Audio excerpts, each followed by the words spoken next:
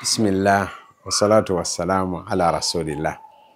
Nga tugenda maaso ne hadithi ezikwata ku nsonga z'obufumbo, ensonga z'amaka.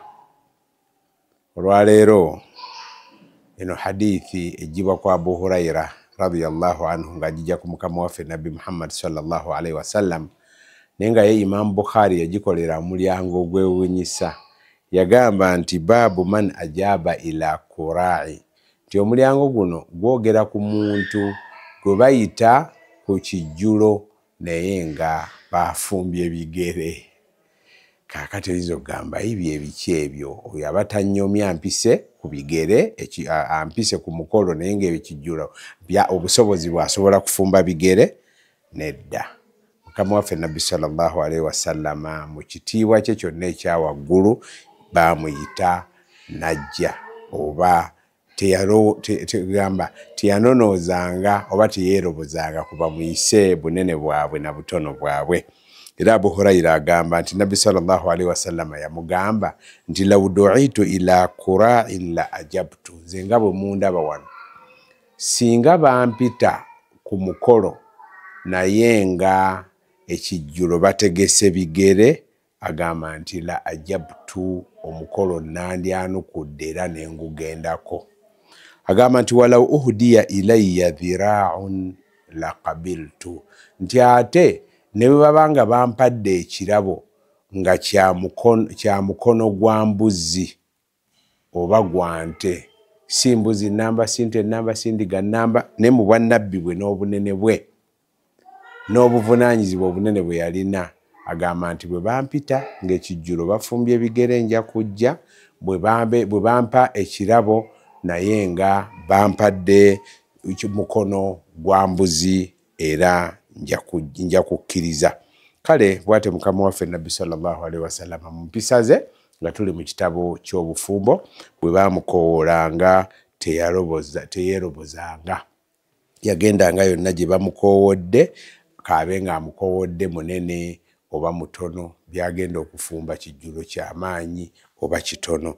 N'ebirabo bw'atyo, bwe bamuwa ebirabo kaba bibe binene akkiriza, ne biba bitono olw'obutaagala kuswaza oba kunyooma oba kulaga kunyooma eri oyo abaakimutonedde bambi mu busobozi bwe obutono. Abantu bangi era kino kirimu ekyokuyiga. Emitima gyabwe gibeeramu okunyooma. Emikolo we bamuyita agenda bw'aba mugagga agenda mu bagagga banne, aba wansi abayisaamu amaaso tasobola genda.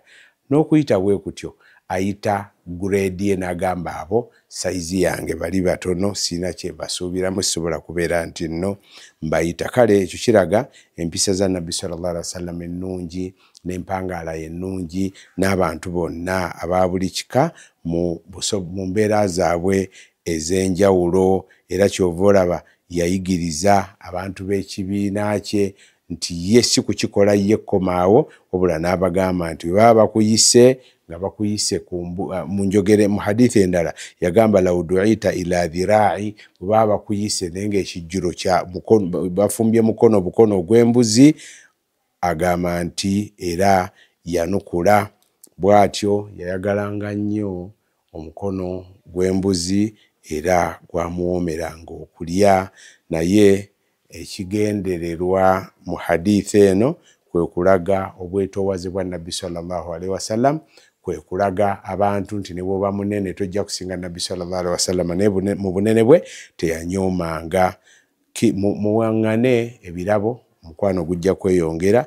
Bwe bakuwa ekirabo togaana olw'okunyooma akuwadde, bwe baba bakuyise ku mukolo togaana olw'okunyooma akuyise.